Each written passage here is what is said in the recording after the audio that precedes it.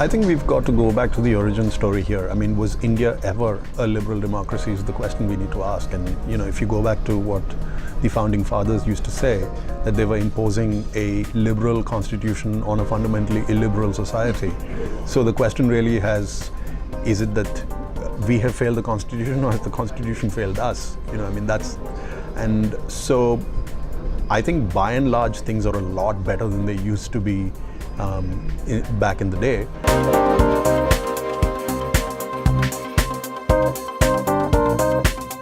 I think they're certainly tinkering at the edges, but also let's also keep in mind, what does one mean by economic reform?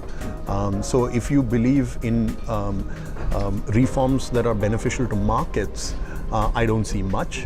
But if there are reforms that are beneficial to business, I do see some amount of reforms that are happening. But we shouldn't conflate the two. We shouldn't conflate business and markets, and the interests of the two may not be in sync. So it all depends on how we define the term economic reforms. What do we mean by that?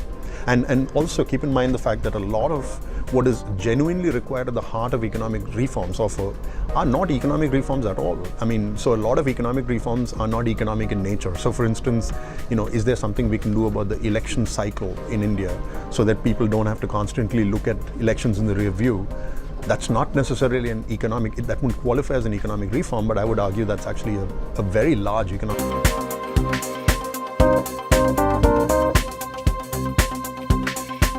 No, I don't think so. I think that's a very high price to pay. So, and this is obviously my personal opinion. For all of its success in the last 30 years, would I like to live in China? The answer is absolutely not. And I just can't see how the trade-off works. However, having said that, let's also be clear about the fact that you are asking a member of the socio-economic elite of India the question. I don't know what answer you would get if you asked somebody from the other half of the socio-economic spectrum of India what they would actually prefer, and whether they'd be actually willing to make a sacrifice. So in China, for instance, they have accepted that sacrifice of a little loss of social liberty for the cause of economic liberty.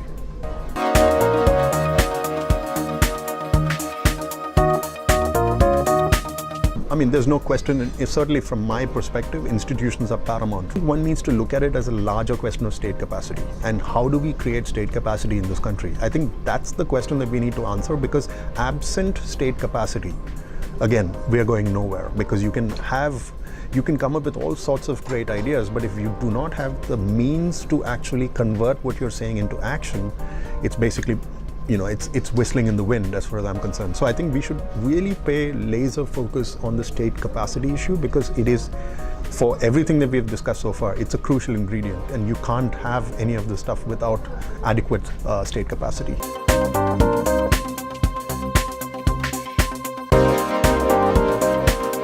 I'm not sure if it's a crisis of liberalism. I definitely think there is an erosion of the existing power structures of India, which may be conflated with an erosion of liberty.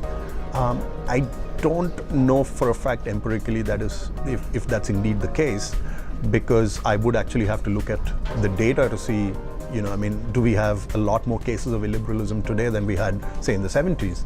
I don't know this for a fact that this is indeed the case.